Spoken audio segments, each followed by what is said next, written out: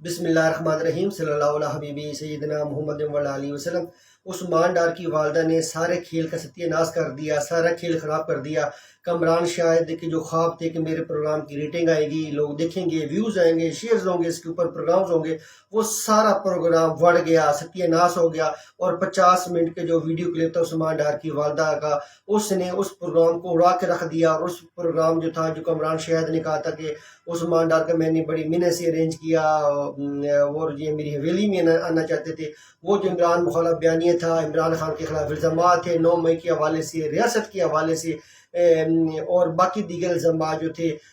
کہ کس طرح وہ لانگ مارچز ہوئے، کیا تحریک انصاف کی سوچ ہے، کیا اداروں کے خلاف بیانیہ بنتا ہے، وہ سارا پروگرام 39 منٹ کے اندر ہی زمین بوس ہو گیا، اڑ گیا، تباہ ہو گیا۔ اور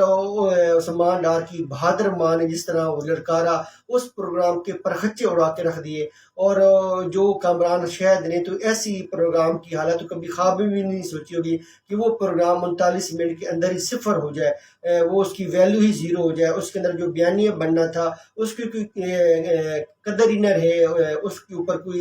یقین کرنے کو کوئی تیار نہ ہو۔ ویسے بھی وہ پروگرام ایسی تھا جیسے اسحاق ڈار سے نواز شریف کے خلاف بیان دیا گیا تھا، اسحاق ڈار نے کہا تھا میں نواز شریف کے لیے منی لانڈرنگ کرتا ہوں، تو یہ بھی بیان ایسے ہی لگ رہا تھا کہ جیسے کوئی انڈر پریشر ہو کے عثمان ڈار وہ بیان دے رہے ہیں۔ اور عثمان ڈار کی والدہ نے آگے کھل کے کہا کہ یہ خواجہ اسف نے گن پوائنٹ پہ بیان دلوایا ہے میرے بیٹے سے، اور میں خواجہ اسف کے خلاف جو ہے الیکشن لڑوں گی اور دیکھوں گی میں اس کا شیئر کا کیا حشر کرتی ہوں۔ اور اس نے بڑا کھل کے لڑکارا اور کہا کہ میں عمران خان کے ساتھ کھڑی تھی، پہلے بھی ہم عمران خان کے ساتھ تھے، اب بھی عمران خان کے ساتھ ہے اور ہمیشہ عمران خان کے ساتھ ڈٹ کے کھڑے رہیں گے، بڑا اس نے واضح الفاظ میں کہا۔ اور اس کی اس بیان نے جو ہے سیالکوٹ نہیں پورے پاکستان کو حیران کر کے رکھ دیا۔ عثمان ڈار کے انٹرویو کے بعد جو تھا وہ یقیناً جو ہے پی ٹی آئی کے جو ورکرز تھے، سپورٹرز تھے، وہ ان کے اندر مایوسی پھیل گئی تھی، وہ ذرا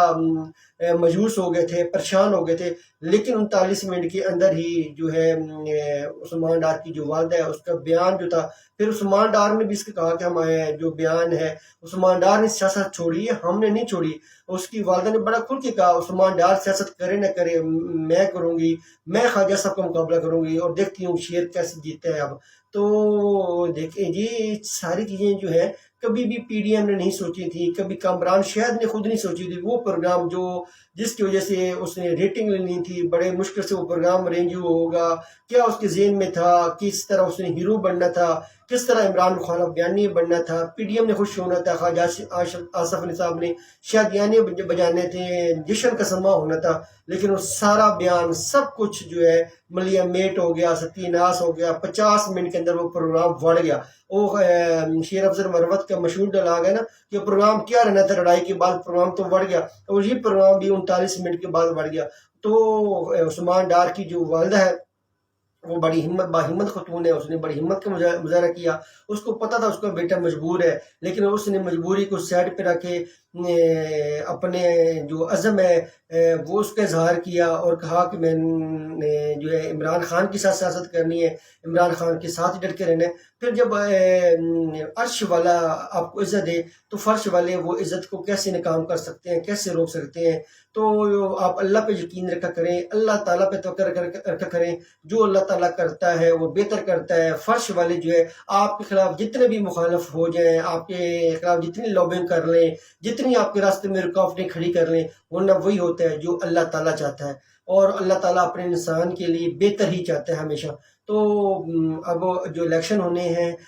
وہ ضرور ہوں، اور تمام سیاسی جماعتوں کو الیکشن میں حصہ لینے کا موقع دیا جائے۔ ایسا نہ ہو کہ ایک پارٹی کو امیدوار ہو اور اس کے مخالف کو امیدوار ہو، پھر الیکشن کی ضرورت کیا ہے، پھر ویسے ہی